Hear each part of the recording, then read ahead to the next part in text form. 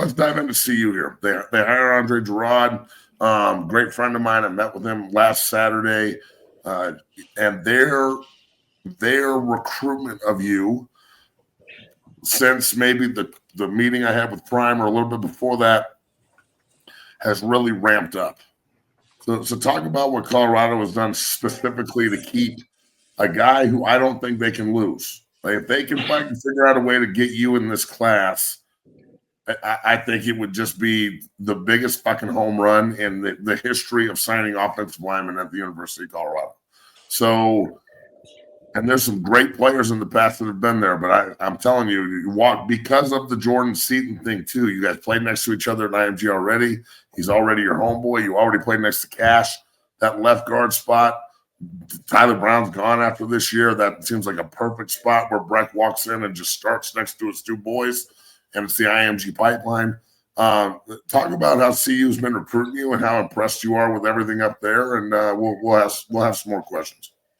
I mean, well, all my recruiting is kind of ramped up now. It's like my phone has been blowing up, and obviously I'm blessed to be in this position. But especially with CU, you know, it's been really good to hear from those guys a lot.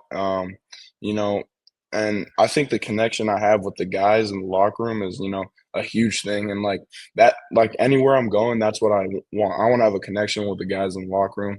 Feel like I could fit in with those guys, but you know, just having Coach Hageman, Coach Dre, Coach Gunner, you know, constantly hitting my phone. It's really good. And you know, like I said, over the season, I did like a 3-day visit to Colorado, and I just sat in meetings and like acted like I was a player. And that's something that's, you know, pretty special to me, because I really want that feel on like, is this where I really want to go to school? So, you know, the recruiting has ramped up, and you know, I'm looking I'm talking to the guys there, and you know, they really like what's happening in the offensive line room, and you know, I respect that, and you know, they're putting in real effort now, so I obviously respect that too. So.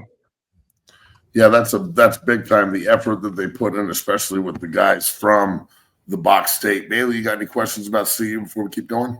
Yeah, sticking on CU, obviously you briefly mentioned Coach Gunnar White, Coach Hageman, and Coach Gerard. I just wanted to kind of get your deeper thoughts as to them bringing in them. You obviously mentioned guys in that offensive line room are pretty optimistic. How do you feel about the new coaching in the offensive line room at CU?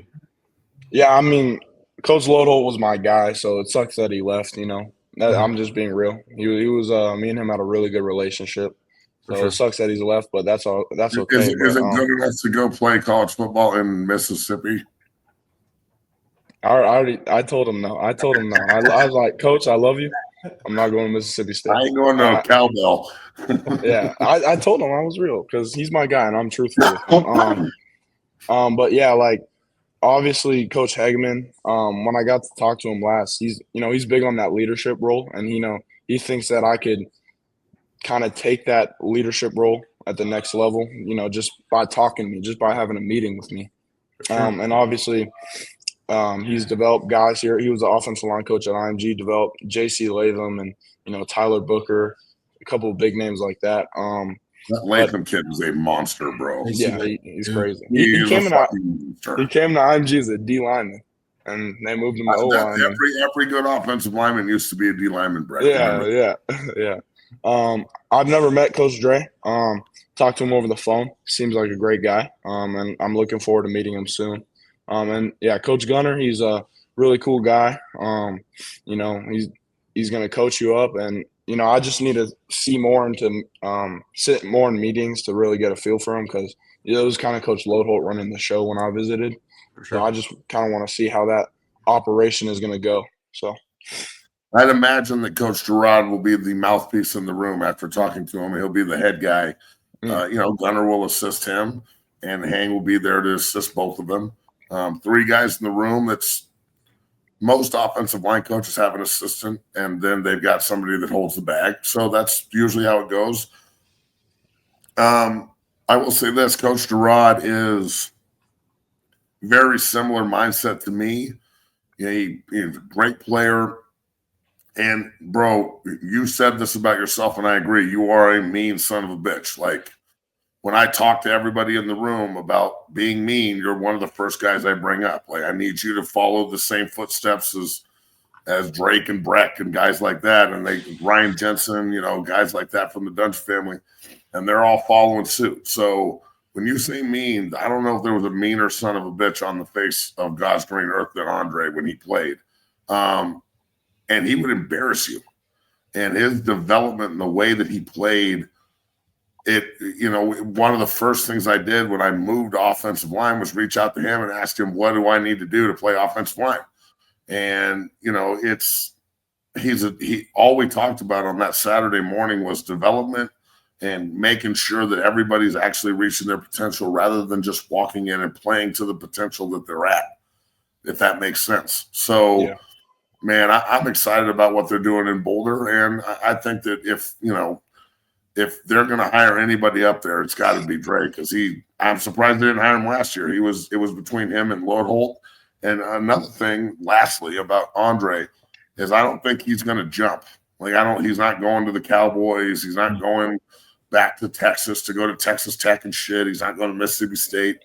This is home for him. He was a first ballot unanimous All-American here and part of some great teams. And I know that he wants to get the offensive line right, because it used to be such a strength point for us.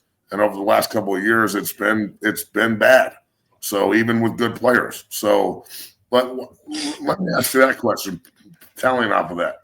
You got some really dominant offensive line programs on that list. What does Colorado need to show you next year up front in a Big 12 schedule to overcome the likes of Kaplowitz at Alabama, or Coach Fry at Ohio State, or Beaton Bud at fucking Oklahoma, or every single guy that we know being at Tennessee and Gage and all the family there? And then how about Coach Moore at Michigan and all the lineage that we have there, and Texas, and Matt Rule at Nebraska, Coach Marable at the U, like LSU, Georgia. What does Colorado have to do to make sure that they're number one on that list next year? What do you need to see from that front and the coaching staff?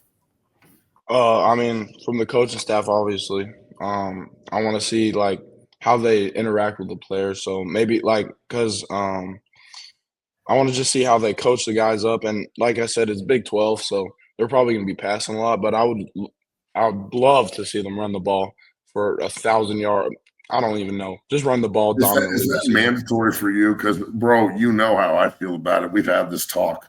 Yeah. The SEC, you're going to I remember who was the Oklahoma linebacker, Drew Sample? He was quoted 28. He was all Big 12 for 2 years, and then he went to SEC. Danny Stutzman, yeah, there you go. Danny, that's okay. So my bad. Just same thing, same letters, wrong name. But he was said at the combine that he saw 150 more run plays this year in the SEC than he did to the Big 12. So I started thinking about that. As an offense, I like pass blocking. It's cool because I'm good at it, and I can hold up until I play fucking John Abraham or some shit. But like Von Miller, then it's not fun anymore. But run blocking is what we do. If you're not running the football, how does that work in recruiting big time guards that want to run the ball?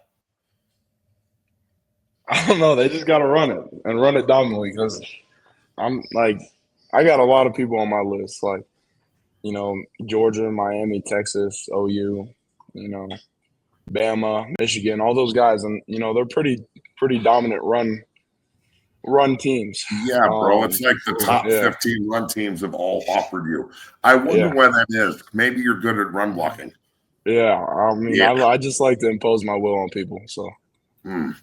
All right, so Andre, if you're listening, which I know you do watch, and I'm trying to get him on the show. He's as hard to get a hold of as I am. Go in there and drop the hammer dog, run the fucking ball. We gotta have this. All right, this has to happen. Last thing you have to say, Colorado Buffalo Nation, before we let you off here, because we don't usually break news, but we're. I will be taking an official visit to Colorado. I don't know when. Yeah. It's gonna be sometime either May or this upcoming fall during the season. So I can't. I will be doing that. The red carpet, or the black and gold carpet, excuse me, will be laid out, and make sure that we fucking. That is number one priority, Boulder. Get your shit together.